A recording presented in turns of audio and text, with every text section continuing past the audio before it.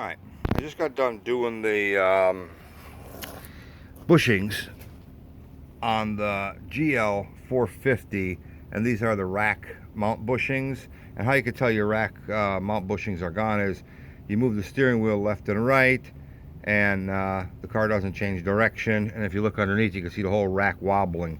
So basically this is supposed to be a big rubber bushing on around here. This is all that's left of these. I mean, there's literally nothing left to these things. And the reason I made the video is because I've watched other videos where they change these rack bushings and they're taking tires off, they're taking transmissions out. You don't have to do any of that. You don't even have to jack the car up, for heaven's sakes. Now, I'm not going to get into the details of how to take off these lower pans or anything like that, because if you're mechanically inclined enough, you can get that far. The trick with this whole job is this bolt. This bolt is on the driver's side, and it goes right next to the transfer case on the, not the transfer case, that is the drive axle in the front. Okay, and what happens is this bolt, the head of the bolt and the shaft of the bolt is, you can't get it out. And everybody tells you to take the transmission out. Well, that's baloney. The only thing you have to do is cut this bolt out, okay?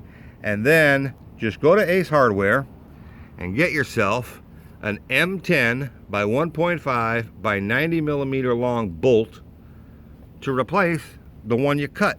So when you put it back in, instead of the head, this head facing in the back of the car, you just put the bolt in opposite, so that the nut's on this side and the head's on this side. Now, the only thing you have to jack the car up for is to move the tires left and right so that you could take these bushings out of the steering rack and you could put the new bushings back in. You don't even have to remove the rack from the car. There's enough play that you can move it left and right and up and down so that you could just slide these bushings back in.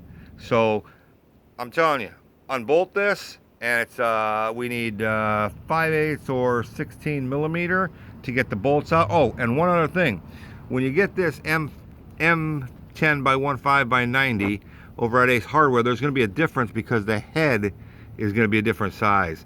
The head is going to be 15 millimeters, where these are 16 millimeter. You need a 16 millimeter for these. That's the only difference. So and basically I only had one, so just use 5/8 when you're putting it back in instead of 16 millimeter. And really, that's all. You don't need any other special tools to do this. It's all back in place, and it took, listen, now that I know how to do it, probably take an hour to do this whole job. That's it. Don't waste your time taking the whole rack out or anything like that.